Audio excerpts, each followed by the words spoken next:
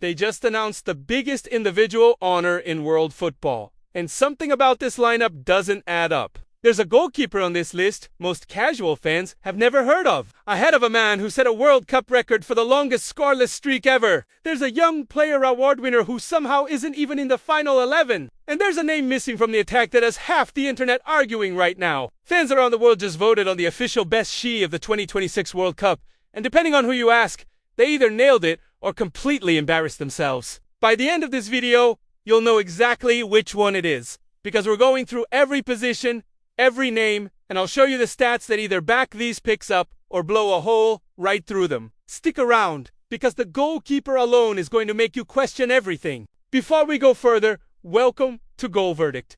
This is exactly the kind of breakdown we do here. Real numbers, real analysis, no fluff. If that's your thing, hit subscribe right now and drop a like too. It genuinely helps this channel grow. Alright, let's get into it, because this best she is a lot messier than the headlines suggest. Quick context first. Spain just won their second World Cup title, beating Argentina 1-0 after extra time in a final that took 106 minutes to produce a single goal, scored by substitute Ferran Torres. Argentina had a real shot at becoming the first back-to-back champions since the early 60s. But Spain's suffocating possession game and Rodri controlling the midfield like a conductor ended that dream in New Jersey. So when fans voted on the tournament's official dream team, a 4-3-3, Spain naturally grabbed the most seats because the with controversy 3 players making the cut right here. The selection is Vozinha of Cape Verde. If you're thinking, wait, who? You're not alone.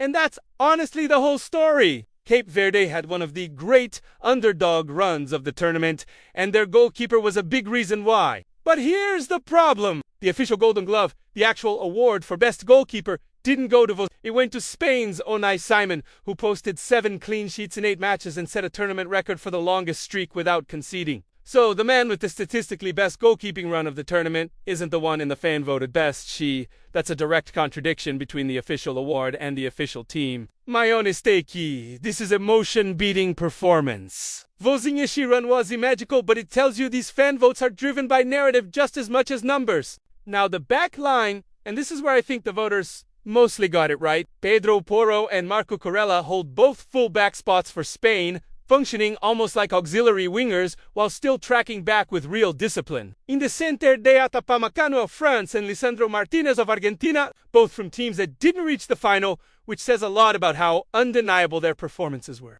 Upamecano won duel after duel and organized a French backline that went deep into the tournament. Martinez brought pure Argentine grit, and without him, Argentina probably doesn't even reach the final. Here's the twist, though. Pau Cubarsi, Spain's teenage center back, won the official Young Player Award of the whole tournament, conceding almost nothing and organizing Spain's backline with composure beyond his years, and he's still not in the starting back 4. FIFA's own award says this kid was the best young talent in the competition, yet the fan vote passed him over. Not necessarily wrong, since Upamecano and Martinez both had monster tournaments too, but it's a real snub worth talking about. Midfield now, and this is where the Golden Ball comes in, the most prestigious individual award given to the best overall player of the tournament. That went to Rodri of Spain, and this one isn't controversial at all. He's everywhere on the pitch, dictating tempo and breaking up attacks before they even develop. Without him sitting in front of that back 4, Messi and Argentina's attack probably find a lot more space in that final. Alongside him, Michael Elias of France brought constant creative danger.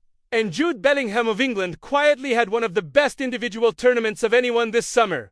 7 goals. Only Mbappe and Messi scored more, while carrying England to their best World Cup finish on foreign soil in 60 years. That's genuinely historic. My take here, this trio is close to bulletproof, though Spain's Padre arguably deserved a look-in over Elise, but Elise's direct goal contributions probably tipped the fan vote in his favor. Now, the front 3, and this is where the real fireworks are. Kylian Mbappe takes his spot after winning the Golden Boot with 10 goals, officially becoming the World Cup's new all-time leading scorer, a staggering number. Next to him, Erling Haaland bullied defenders physically and finished with brutal efficiency, easily earning his place among the tournament's top scorers. And then Lionel Messi, 8 goals, 4 assists, dragging Argentina all the way to the final in what he's already called his last ever World Cup.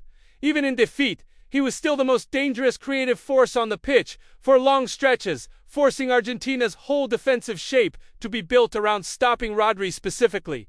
And here's the uncomfortable part all alone. Coming into this tournament, a lot of us, myself included on this channel, predicted Argentina would go all the way behind Messi's leadership.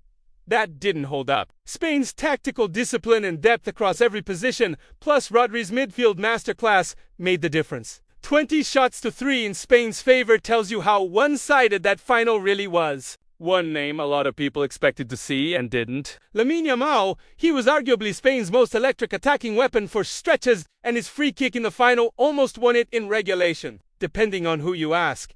Leaving him out is either fair given how loaded this front three already is, or the single biggest snub of the entire selection. I'll let you decide. But it shows how much these fan votes come down to name recognition and raw goal totals over full body of work. So here's my final verdict. Did they get this best?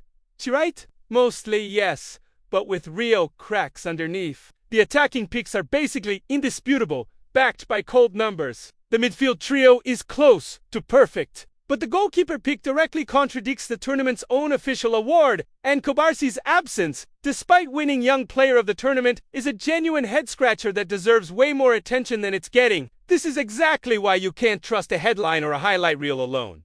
You have to dig into the actual numbers, and that's what we do here every time. So tell me, who do you think got snubbed the hardest?